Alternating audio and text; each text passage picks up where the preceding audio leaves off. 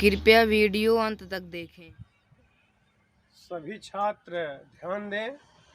अभी जो है सूत्रों को बनाने के बाद अब हम सवाल को कैसे सूत्र पर रखते हैं इसका हम बताने चल रहे हैं। इसमें जो है अगर आपके सामने कोई प्रश्न आता है, जैसे प्रश्न नंबर 1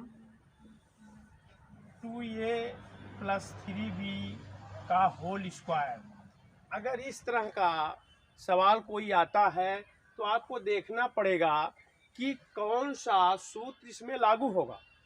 तो आपको ये देखना होगा कि एक पद और दो पद हैं, बीच में प्लस का चिन्ह है और उसके बाद होल स्क्वायर लगा है।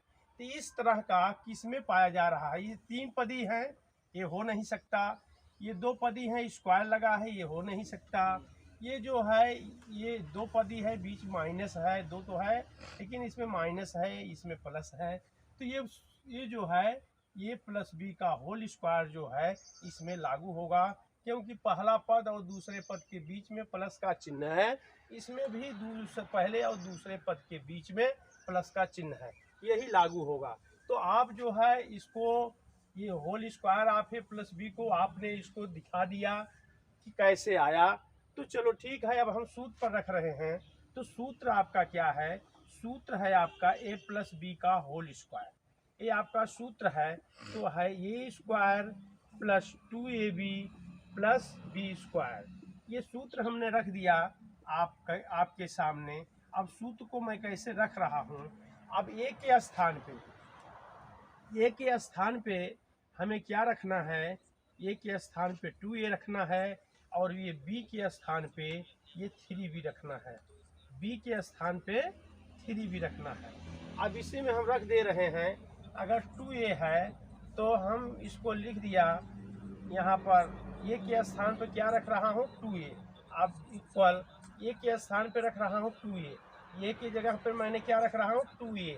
तो यहाँ 2a रख दीजिए स्क्वायर, फिर प्लस है तो प्लस लगा दिया, 2 इस सूत्र का है वो लिख दिया, बीच में इंटू का चिन्ह है, इंटू लगाया, a के स्थान पर हमने 2a रख दिया 2a, फिर इंटू का चिन्ह लगाया, b के स्थान पर क्या है? 3b है, 3b रख दिया, फिर उसके बाद प्लस है तो प्लस लगा दिया, फिर b के स्थान पे क्या है?